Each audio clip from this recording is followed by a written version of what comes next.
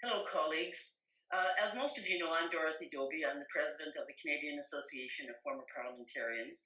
And that was a group, for those who are listening later, that was created in 1996 by an act of Parliament after we had been in place since 1985. But our mandate is to promote and preserve democracy. So welcome to our first panel on topics that matter to democracy.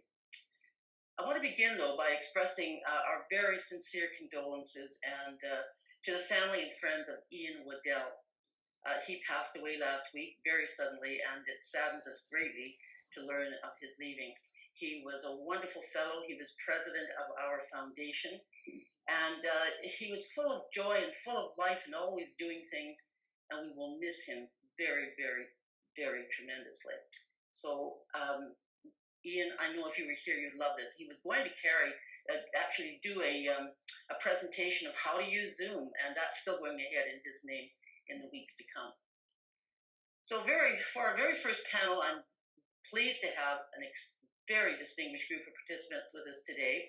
The Right Honourable Kim Campbell, a former Prime Minister of Canada, as if she needs any introduction.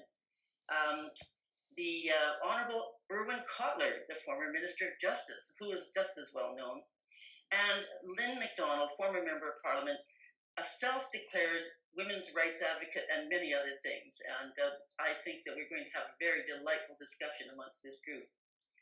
The panel has been created out of a need that we have to have an honest and open discussion about the role of free expression in our democracy, both its limits and its opportunities. Now, in a laudable attempt to be sensitive to others, has our society swung the pendulum too far in one direction without due consideration of the unintended consequences? What happens when trying to protect the sensibilities of one group, we intrude on the rights of another? Should people who express opinions that are unpopular among some be shunned and excluded and shamed from society, or even have their memories erased by the cancel culture? What happens to democracy if there's no room for debate on fundamental issues of concern to all? How does society progress without those who question, who seek to learn more, who are willing to go beyond the limits of currently accepted thought? Does democracy survive? Can science thrive? Can we progress as a society? All these questions came to mind when I learned that the president of the Manitoba Bar Association was forced to retract much of her message in the association's monthly newsletter concerning the sacrifices made in war by her two grandfathers to preserve the things that made it possible for her life to have a good son, or her son to have a good life.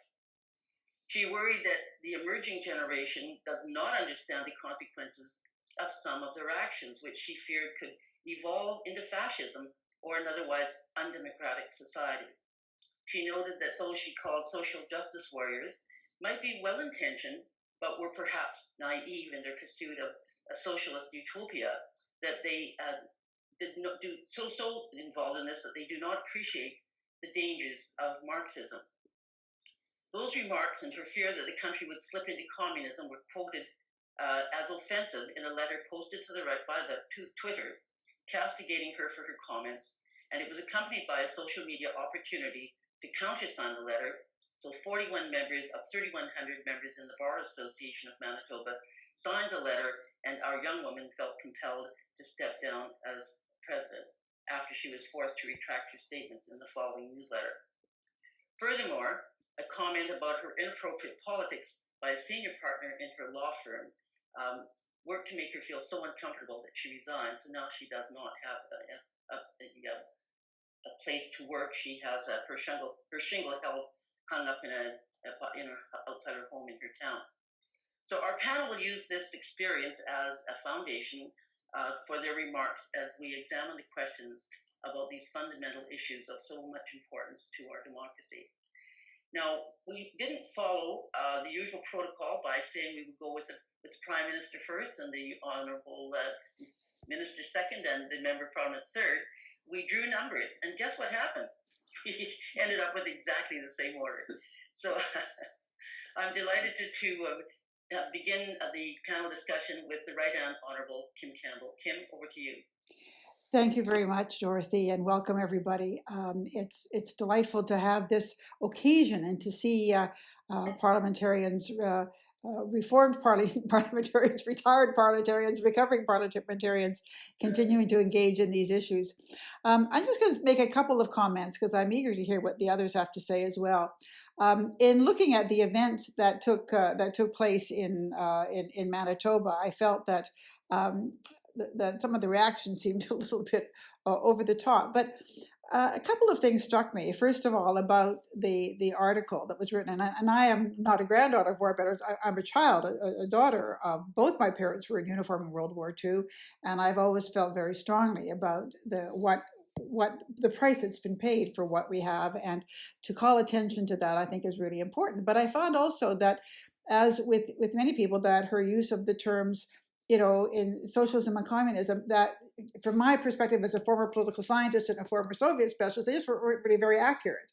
And that I find that today that people often throw terms around because they become part of a kind of political vocabulary that undermines what they actually mean. And so that something you don't like, you call it socialism. Well, actually, socialism has a particular meaning. So I think that was one of the things that struck me.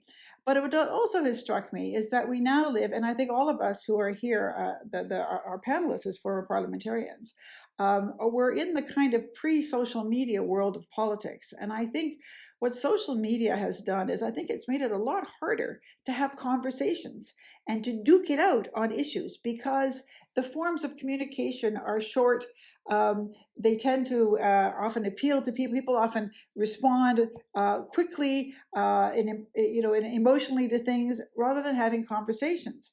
And I just want to talk a little bit about my own experience. As Minister of Justice and Attorney General of Canada, I dealt with a lot of very, very difficult issues: abortion, gun control, gay rights.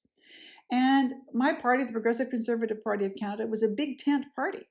And, I was, an urban, very socially liberal person from Vancouver Centre. But I had colleagues, even from my own province, who were from the Bible Belt in British Columbia. In other words, we had members of parliament who had very, very different views. And we dealt with issues that really, where there was no consensus in our party. And we had to deal with them. And we had these conversations. And I had worked with parliamentarians, who kind of lost the argument in terms of some of the legislation that I brought forward. But what was important was that we built relationships, and we were respectful. And I remember when I was running for the leadership, I was a defense minister by this time, and John Reimer, who had worked with me on the gun control, he chaired a special committee that I'd created in order to enable parliamentarians to go home and talk about the issue before we got into second reading. And he came to see me and he said, I'm the chair of the Evangelical Caucus, and we'd like to know, if you become leader, will you treat us with the same respect you did when you were justice minister? And I said, well, same person, John, and my door's always been open to you. And he said, because we'd like to support you. And I thought, that was so interesting, because this was a group in my caucus, in our caucus, but the caucus of my party, who were 180 degrees from me on some issues. But we were able to build relationships of trust. They knew they weren't always mainstream with these issues. And I can remember on the issue of gay rights, one of the things that enabled me to take my bill to make sexual orientation a prohibited ground of discrimination in the Canadian Human Rights Act forward was when one of our caucus members, not me, because I'm the urban liberal from Vancouver Centre, but one of our caucuses, our members from New Brunswick, who was much more conservative, who talked about having a gay son, that his son was one of the first Canadians who died of AIDS. And he had told his son, when his son came out to him, that he couldn't condone his lifestyle, to want anything to do with it. And he said, what changed my mind was my other children. And Dorothy may remember that caucus meeting. It was incredibly powerful. But what I'm saying is, and John will remember that, what I'm saying is that we all had to deal with issues. Same-sex marriage is legal in Canada. And those of us who remember those days during the AIDS epidemic, when the lack of legal status between gay partners, was a cruel thing. When somebody was dying and their partner could be excluded from their last days by a family that was embarrassed that they had a gay son. All of these things were very different. But the Pope has just said that the Catholic Church will not condone same sex marriages. So a lot of Canadians are Catholic. So I think what's really important for us, and I think what Dorothy's getting at and having this debate is just because we make changes in the law that for some of us are great and wonderful, it doesn't mean that that there aren't people who are unhappy about it. And how do we allow the conversation? So what I feel about what happened in Manitoba was there was a teachable moment here where there should have been sort of a conversation debate. Why did people take umbrage at what she had written? What was it about it that they didn't like? And I saw there was a letter in response, but that should have been the beginning of a dialogue and an opportunity, not to make someone feel that, because it was clear that she'd started out actually with a very fine intention, which was to pay homage to those who have died. And I live right near Florence here, and I went on Remembrance Day to lay a wreath because the ambassador can't travel at the Commonwealth War Cemetery in Florence. There are 50 Canadians there, but there are thousands of Canadians. And my father fought and was wounded here. His best friend died and is buried in Ravenna. I mean, when you see these tombstones and the ages, and you know what price has been paid for what we have. And I watched demonstrations in Belarus and Moscow and Myanmar and Hong Kong, and I think I've never had to be that brave. I have never had to be that brave, and I don't know if I could be. So the idea and the inspiration was wonderful. And I think I feel sort of sad that something was lost, an opportunity to engage and say, okay, yeah, because she didn't use the term fascism. She talked about communism, but she was trying to make a point. And I think as a society, we kind of let her down if we don't say, okay, we get what you're trying to say, but you're using terms here that we think are, not really very accurate and that create, misunderstanding, and we need to engage more. So I think we're living in a time that makes it difficult to do this. Those of us who've chewed through difficult issues with colleagues that we disagreed with but loved and respected in a parliamentary process have had perhaps the best of all possible worlds in trying to do that. And of course, as parliamentarians, we're used to being yelled at because people often don't agree with us. But I think capturing that ability for people to have respectful disagreement is really important. And I think we are living in a world now that makes it harder, and I don't have the answer to that. So I'll just leave my comments there. And thanks, Dorothy, for convening this. Well, those are wonderful comments, and they really do go right to the heart of what we're saying, Kim. And I appreciate what you have to say very much. When you talk about people disagreeing, I think when we just mentioning Ian Waddell, totally different party from me, but we were very, very good, close friends. And we used to laughingly disagree about many, many things, but it just meant that we became richer by listening to the other person. Erwin, over to you. Yeah, I'll take up where Kim left off, and I have to say that I share her views. This was a teachable moment. It should have been a moment for the beginning of engagement, not the end of engagement. I probably would be characterized by her as the person who is not just a public interest lawyer, but what she called a social justice warrior. But that did not mean that I found her comments such that she should therefore no longer be president of the Manitoba Bar Association or no longer be able to work in her firm. I think we needed to use this, as Kim said, as a teachable moment. And I want to maybe, in the context of a teachable moment, just say something about the Charter of Rights and Freedoms that was, one of the themes in her remarks. I'm reminded what former Chief Justice Antonio Lamer said, that the Charter, as he put it, was a legal revolution comparable to the discoveries of Pasteur in science. Now, even allowing for a certain enthusiasm, it is clear that the advent of the Charter of Rights and Freedoms was, as I've written elsewhere, a revolution in 5 acts, and I'll do it in one-liners, but I think it helped frame our discussion. The first thing is that we moved from being a parliamentary democracy to being a constitutional democracy. And judges moved from being the arbiters of legal federalism to being the guarantors of human rights, not because they sought that power, but because, in effect, the Charter, by parliamentary enactment, gave it to them. And individuals and groups became rights claimants. rights bearers, no longer passive objects under the Charter. In fact, it was these rights claimants who helped bring about the same-sex litigation. So the enactment of the Charter itself was a first revolutionary act, but the second revolutionary act was the role of civil society, not only the enactment of the Charter, but even in helping to frame the language of the Charter. The women's groups are very singularly important with regard to the Section 15 section with regard to equality before the law, under the law, equal protection, equal treatment of the law. And the third thing is we had a revolutionary jurisprudence under the Charter, and that revolutionary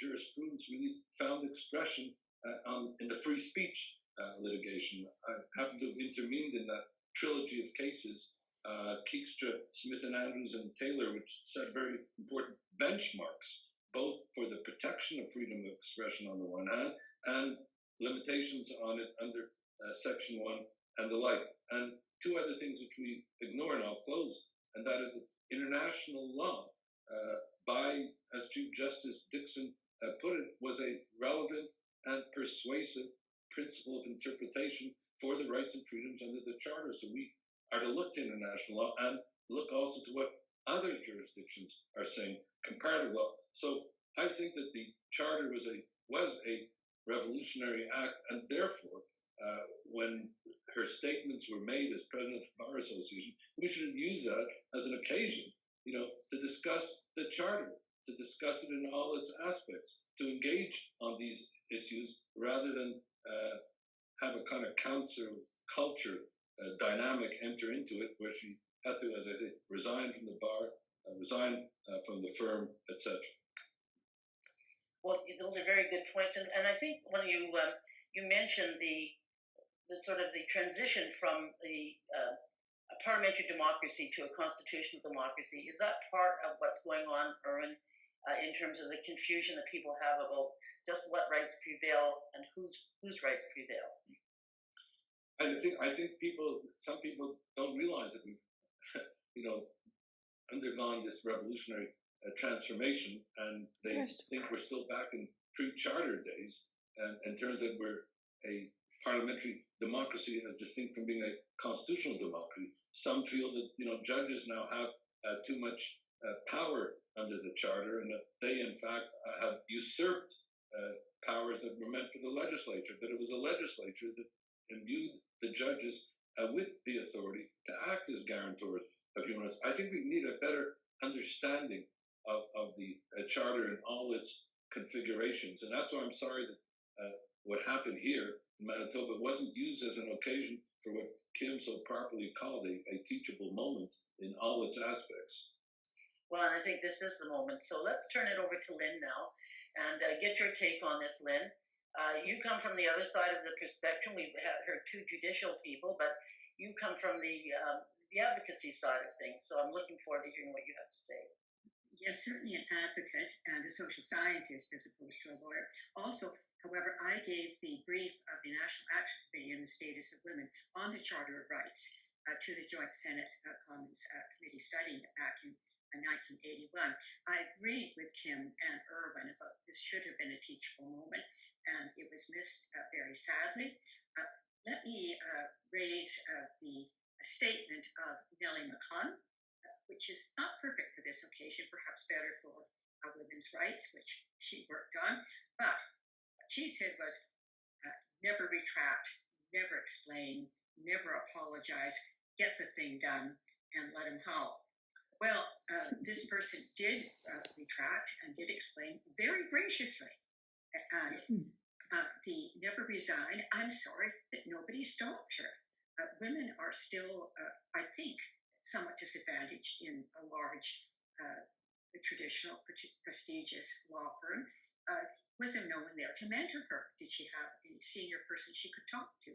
When she submitted her resignation, why didn't somebody say to her, well, this is unfortunate, but it'll blow over. This shouldn't be the end. This is not a capital offense. And it seems that nothing was done to diffuse the situation. The Charter of Rights gives people freedom of expression, but you need ancillary social institutions such as the scholarly community and the legal community. They all say my learned friend, even though they're not friends at all in the courtroom. But this seems to have been lost along the way.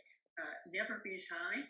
Well, let me give you a personal example. When I was president of the National Action Committee in the States of Women, and when I started in that role, I knew it was going to be tough. I had no idea how awful it would be in many respects, but I actually had a motion of non-confidence moved against me by the executive and passed.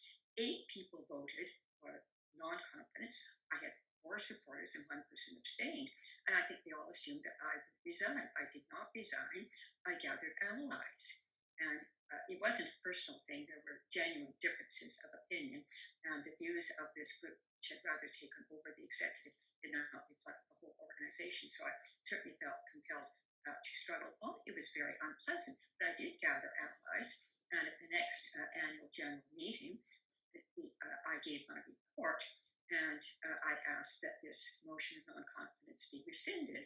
And the parliamentarian said, well, you can't rescind it, but the annual general meeting could pass a vote of confidence. And they indeed did that. And then somebody got up and they moved a motion of censure against the bad guys who brought the motion. And then because one of these people had gotten herself elected as the next president, and she was, on one of the major issues, a matter of difference, and they got a constitutional change that the election of officers would not take place until after the general meeting of the outgoing executive, so that this kind of thing wouldn't happen again. So you can see things can change, things can be remedied, but you need to have some allies. You need to have some support. There needs to be some civility and not just out on your ear. Now, I worked professionally on Florence Nightingale, and she was, here we are in COVID times, she was the original advocate for frequent hand washing. She was a leading anti-racist.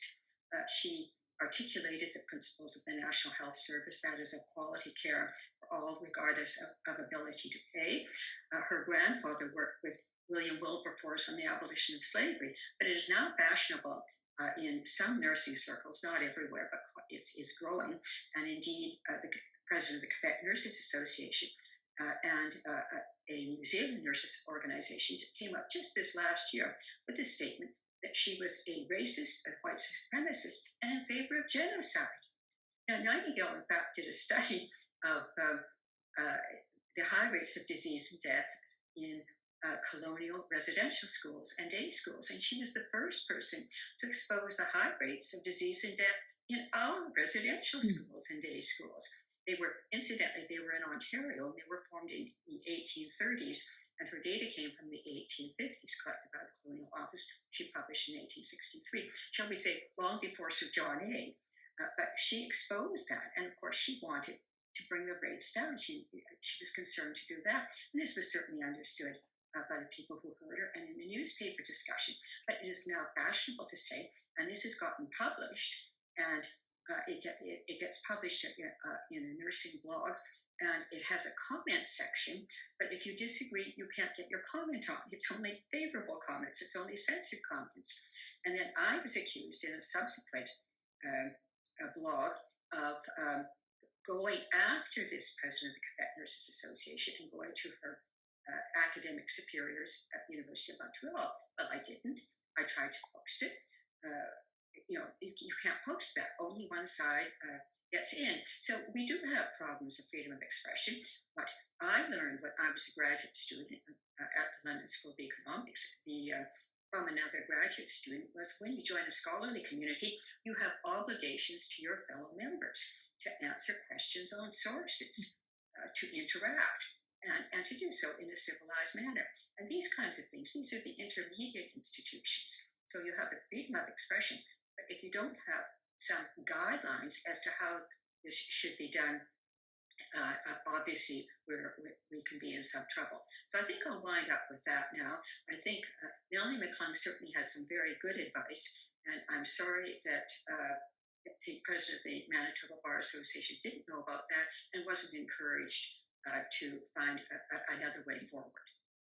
Well, thank you, Lynn. And do you think that this is part of the problem right now, that people don't feel free to express their opinion because there is such a reaction against them by on social media, but also on the media itself, and so they feel shamed, they feel shunned, they feel alienated because of their thoughts and their opinions. How do we deal with that? I think that that is a very serious problem. Now, I had to go through a number of months before I got this motion of non-confidence basically undone. Let me give you a technique. You go like this. Schlock, off with you. You know, and I mean, I'm being a little bit silly about it, but you just have to say that, you know, we don't have to live with this. We can build our own allies. We can have people who are going to help us and to build us up. And I found that in the National Action Committee. I mean, I had very good scar tissue from the women's movement when I went to the House of Commons. Everything was peaches and cream after that. But I also learned that you can build allies in these situations. So I don't want to make it too bleak, but it can be tough. There's no doubt about that. So, Kim, what do you think? Why don't the champions stand up that Lynn is talking about? Because that seems to be one of the problems. You're out there on your own. If you say something that seems, it might be unpopular amongst certain groups, nobody stands up to defend you. Well, I think part of it too is that the tools that people have in terms of trolling online and using social media, that some people just get sort of overwhelmed. You know, one of the things that's interesting, I mean, I thank you, Lynn, story about Florence Nightingale is so interesting because it seems to me there is a great interest now in kind of debunking our heroes.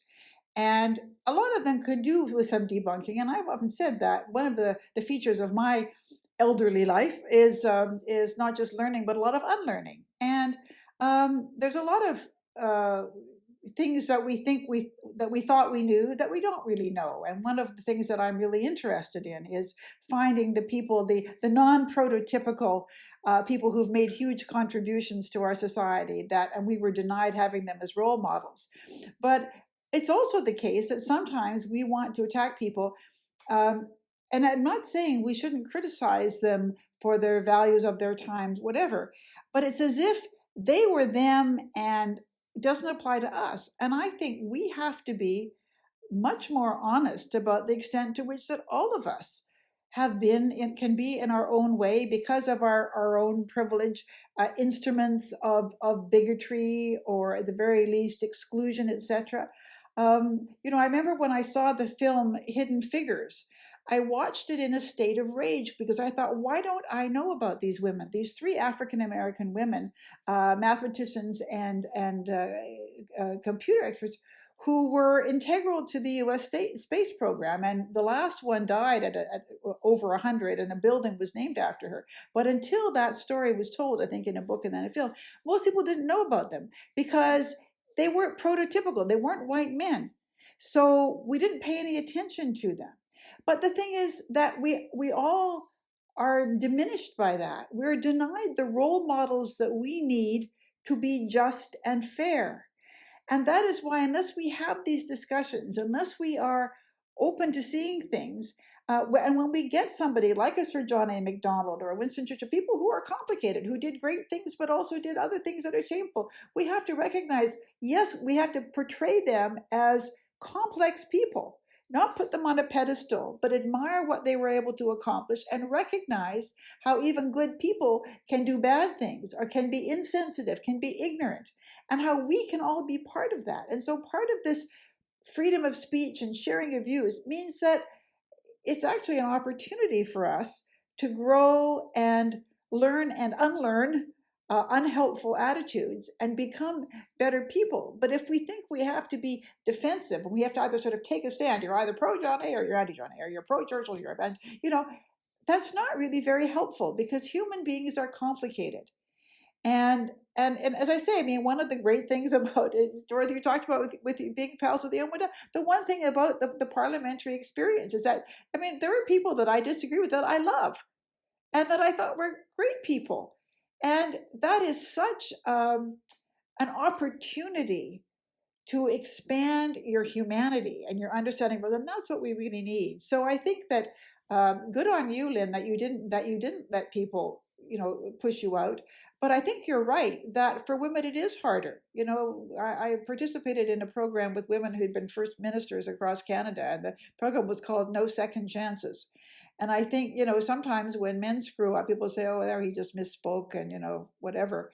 And if you're a woman or another non-prototypical person whose right to be there is not clearly accepted and unquestioned, then anytime you put a foot wrong, it becomes, a fatal end to whatever it is you wanted to do. So I think part of creating this culture of exchange, it requires some humility on our own part to understand that there are problems in our society that we've all been part of, and we need to have that kind of honesty and humility to be able to move forward. And that means also being able to forgive people for not being perfect, and then maybe they'll forgive us for not being perfect. So, Erwin, as the only male on this panel, it kind of put you under under the gun here a little bit.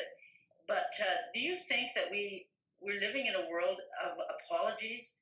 That we talk about the cancel culture and how there's an attempt, and Kim alluded to this, to sort of erase the past. And of course, for men, that's an issue too, because when I don't think women are perfect either. By the way, I think we've done lots of things to make men's lives miserable over the years. But how do you view this? How do we get past the apologies into the real discussions that Kim was talking about, or that Lynn was talking about, in terms of, okay, that's your opinion, this is mine, but here's what I think, and so tell me why you think how you think. How do you think we get to that point?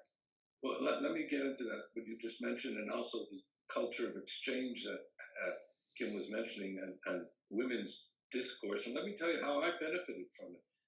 I was elected in a by-election in November '99, and I attended my first Liberal caucus. And at the end of the caucus, MP got up, whom I didn't know. Later learned, Carolyn Bennett. She was chair of the Women's Caucus, and she said, "You're all invited to our weekly Women's Caucus, and it's in room so and so." And so I went after the caucus, and I opened the door, and there were only women there. And I said, "I'm sorry, maybe I made a mistake." They said, "No. We invited everyone to come, and happily you came." Then next week, the caucus meets again. Carolyn Bennett gets up and she says, "Well, we're having our weekly caucus meeting. We now have a first male caucus member, Erwin Cotler, and you're all invited to come to the meeting." I say this because for the next 15 years, I remain the only male caucus member. Now, others came from time to time, but I really benefited from those weekly meetings. They were some of the best meetings that I had during my parliamentary tenure, because we discussed about real life issues, childcare, healthcare, environment. And so that particular exchange really is a kind of preface into what I relate to in terms of what's happening now. I think that we are living increasingly in echo chambers, and that these echo chambers are being weaponized by social media. And the social media weaponization is being incentivized more by the platforms. And the platforms and polarization lead to the cancel culture. And part of that cancel culture is an importation also from the US, where the polarized American culture then seeps into Canada. So I think we need to try to develop a more inclusive set of relationships. I think what Kim was talking about, what Lynn was talking about, we need an inclusive set of relationships across the aisle in political terms. And my sense, when I go and visit Parliament now, is that there's less of that kind of interaction. It's even more partisan in the Canadian context and less civil debate. And it seems to be international. Just a few days ago, I participated in a meeting of the Parliamentarians for Global Action, which just adopted a code of conduct for parliamentarians to, in effect, reverse all this and incentivize, in fact, civil discourse, engagement, relationships, an end to echo chambers, an end to the weaponization of social media and the like. So we get back to where we were at the beginning, the importance of relationships, the importance of mutual respect, of being inclusive and to get outside of our respective echo chambers and start to learn from each other rather than cancel each other. So what you say is actually very revealing when you mention that you were the only male in an all-female caucus.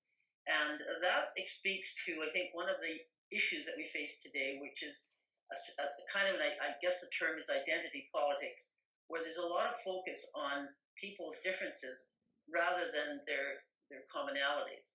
Is that something that you think has an impact on the way we deal with the whole question of freedom of speech and freedom of expression? I think that the identity politics, I mean, we all have various constituents that form our identity, and that's part of our plural identity. But when the identity politics becomes the kind of overriding consideration and ends up becoming an exclusionary consideration, and ends up, as I say, with the echo chambers, then we are inviting a not only a cancel culture, but we're developing a culture where we're not learning from each other, and frankly, we are getting to a stage where we will cease to be benefiting from each other. So, having said that, I think what we'll do right now then is give the opportunity to some of our participants, if they want to put up their hand and ask a question, if you can keep it brief. We've got about 15 minutes left. We can take a few questions to our panelists, and or if you have a brief comment to make, we'd be happy to entertain those as well. Hey, Dorothy. Yes, go ahead. It's Leo. Yes, Leo. Hey, Leo. Leo Duguay. Right. So I want to join in. I want to pick up where Erwin left off. I've been on a little bit of a kick the last year about parliamentarians. When we talk about medicine, except with exceptions, we're not experts. But when we talk about Parliament, the world sees us as being experts. And I think we've been guilty, all of us, in letting parliamentarians' language slip over and over again. I mean, I go back to, as a young political science student, of the exchanges between Gladstone and Disraeli, which were quite sophisticated exchanges. And I go now to where we've gone with social media and television in Parliament, where we've now gone almost exclusively to labels. We don't bother with precision. We just use kind of cliched clauses. For instance, if I hear one more time, "Will the minister please come clean?" What the hell does that mean? And they say this over and over again. I've had a lot of fun the last year. Whenever one of my, and we all belong, most of us belong to political parties, and I still have quite a few friends, and when one of them says something that is a cliche or banal or a label, I write them with a suggestion about what they might have done, because the problem that I see is that it's really easy to say to someone, "You're a phony and you're a liar." It's a lot harder to explain what it is that you meant, and it's a lot harder still to talk about, the education and the learning experience that we were all talking about. It's a lot harder to do that, but it's a lot more beneficial. So I want to challenge all of the former parliamentarians not to spend so much time worrying about the general public, and let's start worrying about ourselves and our colleagues who have been dragged into a world of social media and American-style politics, which is disrespectful, uneducated, and not very productive. Leo, can I just add that one of the factors that has contributed to that predates social media, and that was the televising of Parliament and the opportunity that people could use question period, which was very adversarial, to get their clip on TV. And I remember John Turner, the late John Turner, once referring to it as bullshit theater. And there was a lot to that it wasn't really about forcing a government to be accountable. It was about getting your clip on TV. So it actually predates social media. Kim, my point is that we're having a conversation today about freedom of speech for all kinds of people. We have a responsibility, because we have a lot of expertise, to start with our own colleagues. So true, so true. Kim, you mentioned John Turner. My first job was with John Turner as a special assistant when he was Minister of Justice And I remember him saying all the time, democracy doesn't happen by accident. You have to work at it, and you have to work at it across the aisle. And that links up with what Leo says. And, we talked about the Canadian Association of Former Parliamentarians. Our mission really is the promoting and preserving of democracy. And I think one of the great things about the CAFP is that we work and engage across the aisle. And we're going to be starting a program with campuses. We have to show how people across the aisle can work together in common cause. That's why I always felt the best parliamentary committee I ever sat on was the Foreign Affairs Subcommittee on International Human Rights. It was the least known, but we had a common commitment to human rights. And that brought us together. And I think a lot of very important engagement took place rather than mutual exclusion. Dorothy, hello? Dorothy? Hello, Dorothy? Hello, Dorothy? Yes. I'm calling from Atlantic. Hello? Go ahead, Maurice. Yes, I'm calling from Atlantic, Canada. I live in Fergus now, but I've been an adherent to the former parliament since we were incorporated. Just a brief few comments. My experience from 74 to 84, my first vote was on capital punishment. I served on the Committee for Reform of the Senate. Voted for the repatriation of the Constitution, among other things. Also fought the good battle to get no smoking on airlines, and all these battles were so interesting. But what I see today is the education of people about the whole idea of democracy. Now, what we hear lately is that, democracy is threatened. There's a great threat. We just saw on January 6th the attack on Washington. So I think that I want to congratulate you, Dorothy. The next theme, we could spend some more time on trying to find ways and means through whatever agencies to teach the fundamentals of what democracy really means. I've observed, and I'm sure people do not know who their local councillor is. They don't know who their MP or MPPs are. They don't often know who their MP is. So there's a lot of work to be done to bring our culture and our society today to understand the basic fundamentals of what democracy actually means and how important it is. So we all agree there's a lot of work to be done on that, but I'm very delighted to have been able to, in the democracy, to listen to the discussion today. And I thank you, Dorothy, and I encourage you to put some more work and effort as you've done to carry on these kinds of discussions. But the schools, was always a problem that they were not teaching enough Canadian history in schools years ago.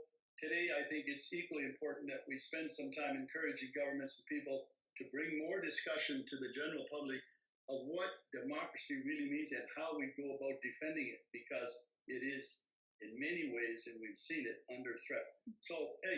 Thank you very much. Thank you, Maurice. Thank you. And I think Lynn had her hand up. So Lynn?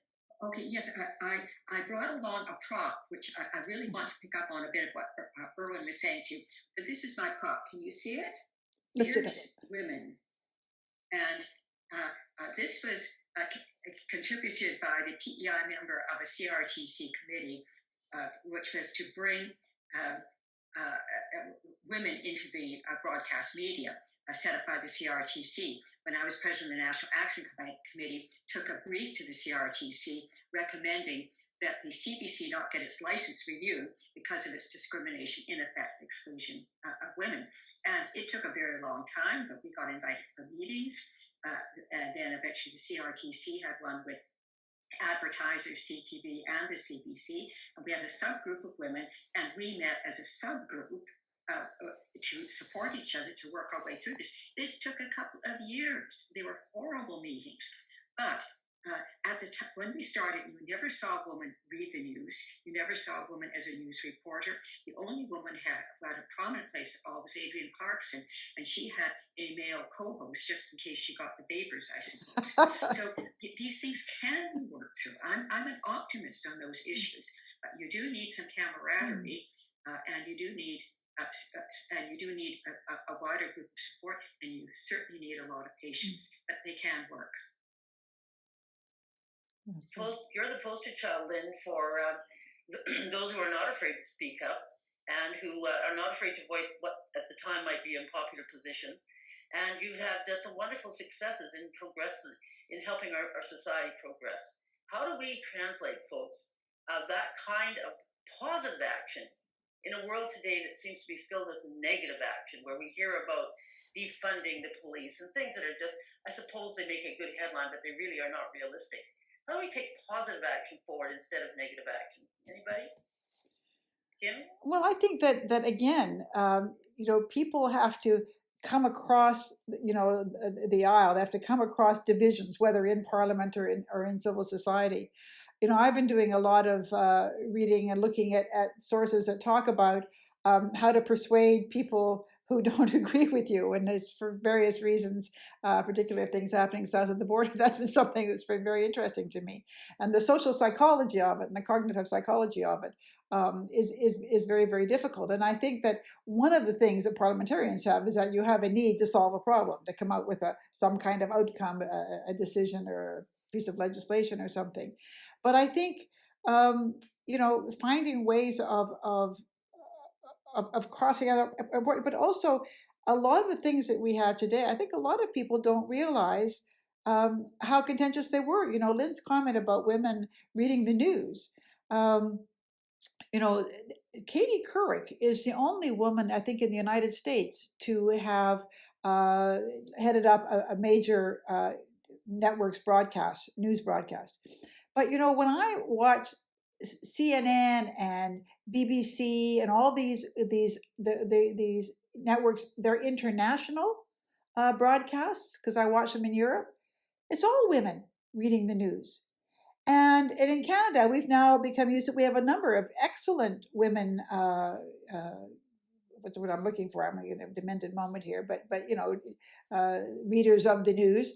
And I think for some people, they may forget that wasn't those days. I remember the first time when Black people started doing television commercials.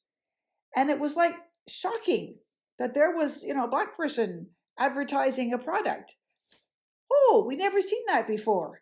And how great was that now is, because you get used to it. So many of these changes that break down barriers and bring non-prototypical people into doing things are things that we get used to.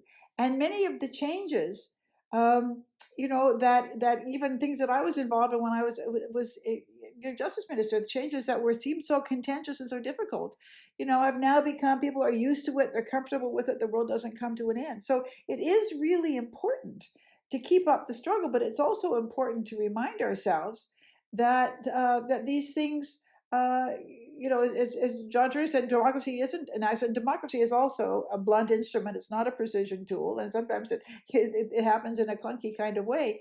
But these expansions of access and opportunity and inclusiveness, once they happen, it's amazing how we kind of get used to them and we forget what it was like before. And so maybe we lose our edge, the edge that we need to have to preserve them and to keep that mindset, to constantly be on the lookout for people who are still being left behind. Well, I think that's a very good point, and maybe perhaps we can end on that. I want to tell you a little story that was on my mind this morning, which really has to do with exactly what you were saying, Kim. I remember being 4 years old at my grandmother's house, and the door, there was a knock on the door. Went to the door, and it was an Indigenous woman who had been with the group who were camping on the road allowance. They were digging Seneca root. Seneca root at that time was worth 25 cents a pound, and 25 cents was a lot of money then. And she didn't speak English, and my grandmother didn't speak whatever, I think it was Cree. But she had a cup in her hand, and it was very common then to borrow a cup of sugar from your neighbor. And so Granny got the picture, but she invited her in for tea. And I watched the two of them for the next hour, laughing and giggling and finding through gestures and all sorts of different facial expressions and other things, communicate in a wonderful way that set an example for me for the rest of my life. That what we need to do to get along in this society and have a really solid democracy where we respect one another and still allow people to be different. And that is to be welcoming when somebody knocks on the door looking for a cup of sugar, giving them the sugar and thanking them very much for visiting and finding a way to agree with one another, even when you don't understand each other completely. So on that note, I hope all of you will have some time to think about this and perhaps come back to me with some ideas about further panels that we can do in the future. And if there are issues on your mind, please let me know, because I think that this is one opportunity that we have to at least make a continuing contribution to the importance of democracy in our country. Thank you all very much. Thank It's you. been a great pleasure. I really appreciate your attention. Thank you. Thanks, Dorothy. Thank you. Very, very interesting. Thank you. Yay, Thanks. great to see everybody. Thank Ciao. you. Bye bye. Thank you everybody who participated. Really enjoyed seeing your faces as I And skipped there's through and all there of see these. there's John Reimer who popped up there just when I was taking your Yeah. name in vain. I don't know if you remember that conversation. I hope you do. Made a Well, big I hope made a hope big everybody impact can on see. me. The view here I see right now is just of the speakers gallery and so on, but I just see John Reimer up in the corner. I see John McDermott. let me see who's here. I see Art Eggleston and Alan and Jack Murda and Francis LeBlanc and Asha. You know, it's just so fantastic. And one of our new members is Tony Clement, as I mentioned before. Young Matthew, who hasn't been a member very long, but I know he's going to be very, very involved with us. So thank you all very much again for coming, and we'll hopefully do this again. Thank you, Dorothy. It's an excellent. Thank you. Yeah. Thank you. Big hugs, Have everybody. you too. Bye bye. Ciao. Wonderful job by all. Thank you.